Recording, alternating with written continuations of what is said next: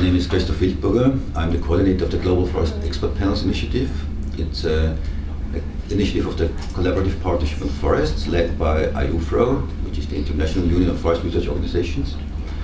And the goal of the initiative is to provide scientific information to policy processes, international policy processes that deal with forests. And in a timely manner. That means if questions emerge in policy discussions in the policy fora, then we take them up and ask our network of scientists to deal with them. We establish panels, so-called forest expert panels, on different issues, and these panels thoroughly assess the different questions and release reports.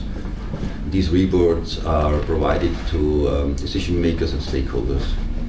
And what we also do is to summarize key messages of this report for decision makers to be informed and to be able to go into detail if they need some further information.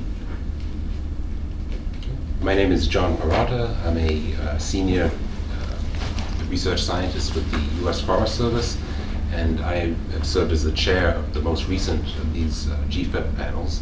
It was the expert panel on biodiversity, forest management, and REDD+. And we had a very interesting and complicated task.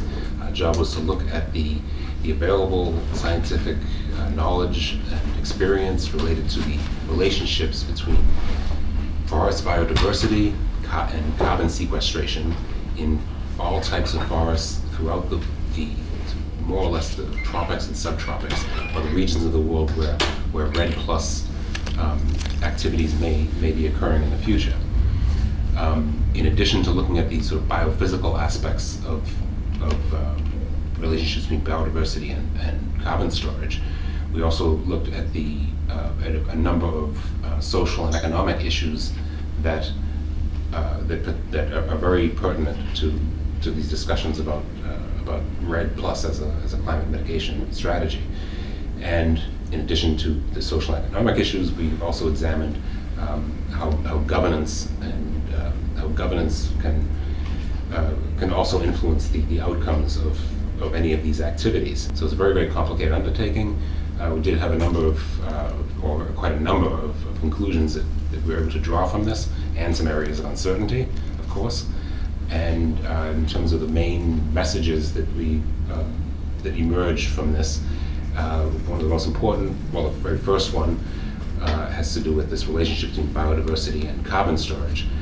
And the main message from that part of the assessment is that biodiversity is really fundamental to forests' ability to supply ecosystem services, the services upon which people depend, whether it's the goods that they derive directly from forests, or such services as clean water, crop pollination, and a number of other very important services that forests provide.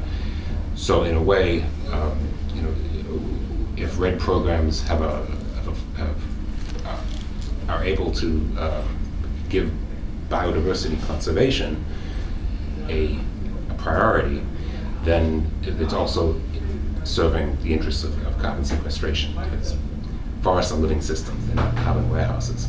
And so you need the biodiversity which supports ecosystem processes that enable carbon sequestration to happen.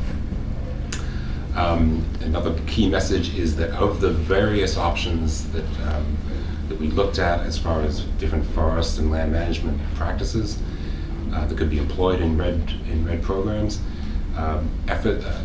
practices or management actions that focus on avoiding deforestation and avoiding forest degradation are likely to have the most beneficial impacts in terms of carbon sequestration and, of course, biodiversity.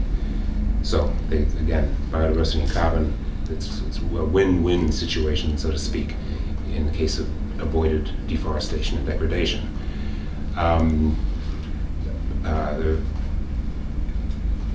various management practices. There could be anything from, we looked at a wide range of management options within the agricultural sector as well as within the forest sector in terms of forest management and activities that are intended to increase carbon stores on degraded lands, such as reforestation and forest restoration. So we looked at a very broad range of practices, and the impacts of these different land management activities will vary very widely from region to region, from forest type to forest type. So there's no one size fits all, and different, depending on local and national circumstances, the package of appropriate RED activities and their location on the landscape really needs to be considered.